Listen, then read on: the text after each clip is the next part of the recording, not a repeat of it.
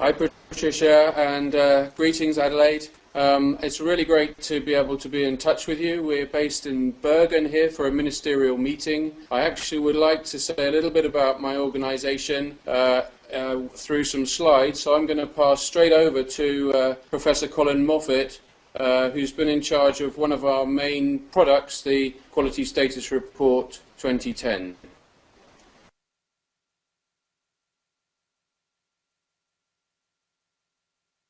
Because in Bergen here it is actually 7:30. I've still had my breakfast, so if you hear some rumbling, that'll be my tummy.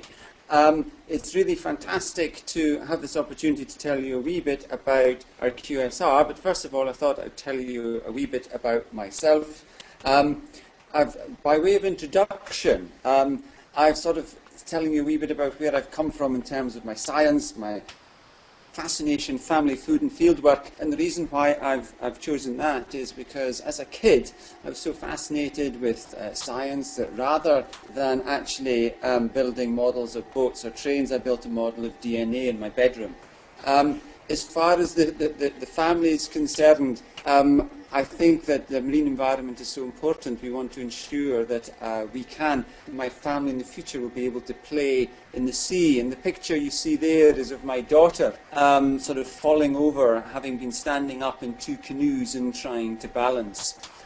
Why food? I've not always actually been a marine scientist, and for a while I was actually a food scientist looking at contaminants in food, but ultimately I saw the light and moved towards marine environment, partly because of the opportunities with field work, because when you're out at sea, the scenery that you can get is absolutely fantastic.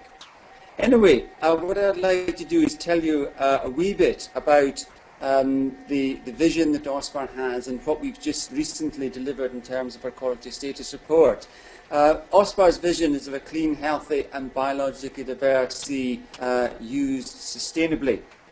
And in order to deliver that, we periodically have to do some sort of reporting.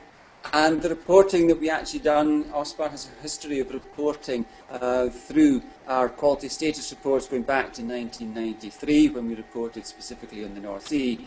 But then in 2000 we produced our first quality status report, a holistic report of the status of the North East Atlantic. And in the map that's now before you, you'll see what is the OSPAR region, from the Arctic, the North Pole, right up there in the top of the world, right down to the Straits of Gibraltar and out to the Azores. That represents the area that we now cover. And every 10 years or so we produce a new report. And later on today I'll be presenting to ministers the QSR 2010. This is our holistic report of the status of the North East Atlantic, and as a result of where we have been in the last 10 years. So in terms of the QSR, in terms of how we got to where we got to, what you now see is a timeline of the last year or so. But prior to March 2009, we gathered all the necessary data. Within OSPAR, the 16 contracting parties of OSPAR, we've been gathering data, gathering information for the last 9 years through our joint assessment and monitoring programme and our coordinated environmental monitoring programme. We've also been developing new assessment tools, what we call background assessment concentrations, environmental assessment criteria for hazardous substances and ecological quality objectives for our biodiversity aspect.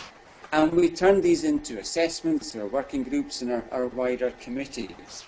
And then we gathered all that information and we met as ASMO, as chairman of the Environmental Assessment and Monitoring Committee of OSPAR. I was responsible for pulling all this data together. Having done that, we put it out to internal consultation through our contracting parties, and as a result of that, we actually received something in the region of 1,697 comments back in relation to the OSPAR QSR. We dealt with these at our next meeting, put and produced draft 2 of the QSR, and as a result of that, we then underwent an external peer review of the system.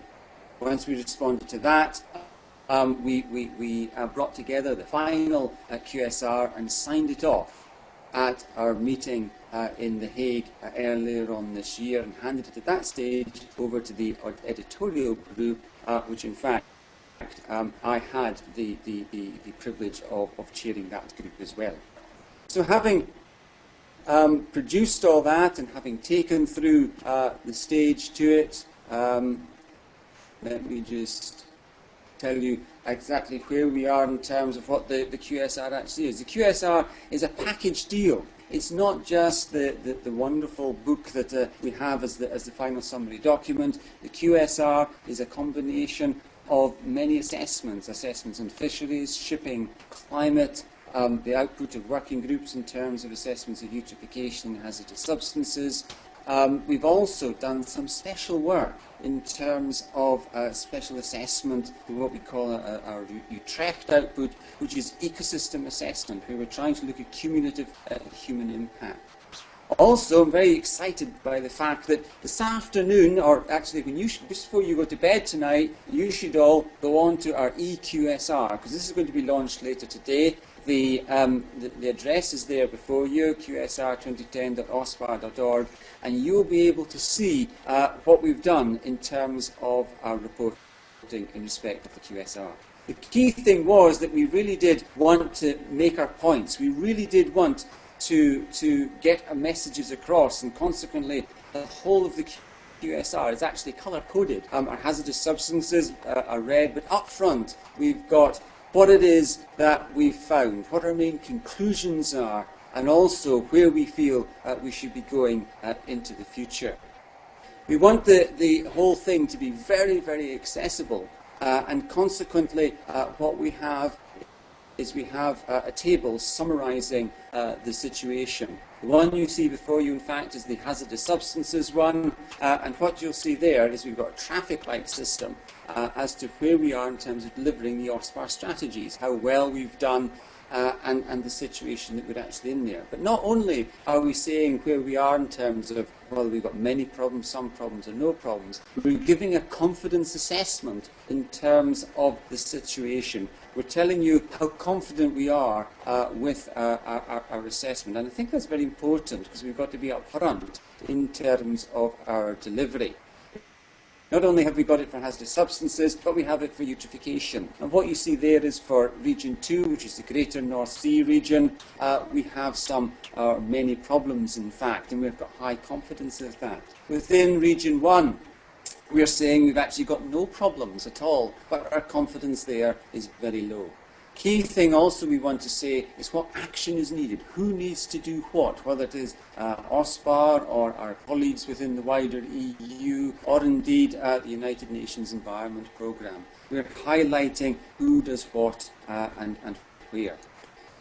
So, quality status report. We're able to, within it, report some successes. And these successes, in fact, are showing that inputs of pollutants, especially to the coastal areas, have reduced quite considerably, whether it be in respect of hazardous substances, nutrients to our potential problem areas, or indeed radionuclides from some of our nuclear power stations. We genuinely are able to see that fisheries management has improved across the northeast Atlantic. We like our fish here, but if we don't fish it sustainably, we won't be able to eat it.